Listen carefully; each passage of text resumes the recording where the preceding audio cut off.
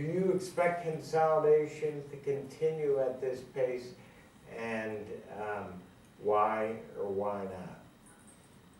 I mean, my quick answer would be yes. I think it's going to continue, especially, you know, the pest control sector, especially. I think, you know, when you have companies that are buying each other. Well, first of all, let's talk M&A. You have all these firms now that represent M&A. Like, we'll come in, we'll help you do the deal. Like, we know how to do it. This is what we do. And you never saw a lot of that, you know, in magazines or anything else. Now there's multiple firms out there saying, you know, you don't even need to be that big to do an acquisition.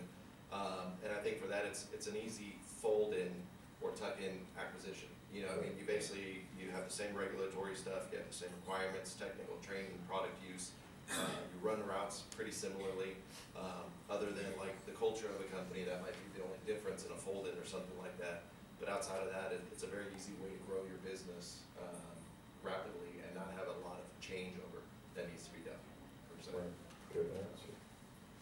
Yeah, I think we're going to see more and more, especially from the private equity or the venture capital angle in terms of acquisitions, which is a little bit different from what we've expected in the past, right? So that's the biggest area where I see, you know, a continued uptick. Obviously, Joe and I came from an organization that sold to private equity, and you know, I can tell you that was the direction that Bayer wanted to go in their sale. From the very beginning, they were very upfront with us and saying, you know, we want to go the private equity route. So there's a lot of money to be made for the seller there, and it's a good opportunity for the buyer as well. And then we all know there's a lot of money out there for those private equity companies.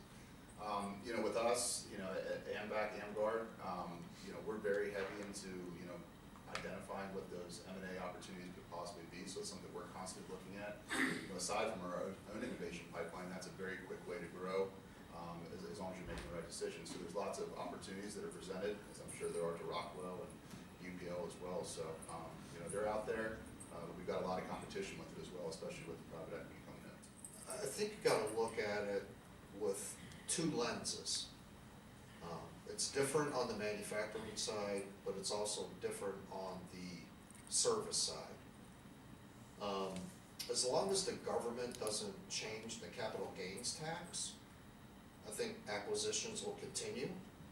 The interest rate is really high right now for acquisitions, but if the private equity is heavy on cash, they can absorb that interest rate pretty good. You know, the bigger are getting bigger.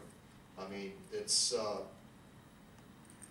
easier to get a fat cat fatter than a skinny cat to try to get it to gain weight. You know what I mean? So that's what's happening out there.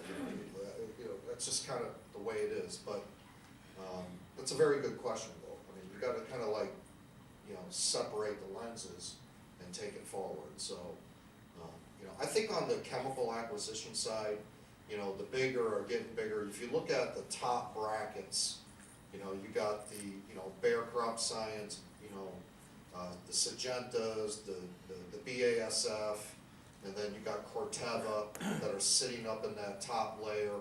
But then you have the next layer down where you're seeing a lot of activities happening, you know, the new farms, the UPLs, the FMC or the Sumitomas and stuff like that. Something in the chemical world, you're going to see something in that second layer happen.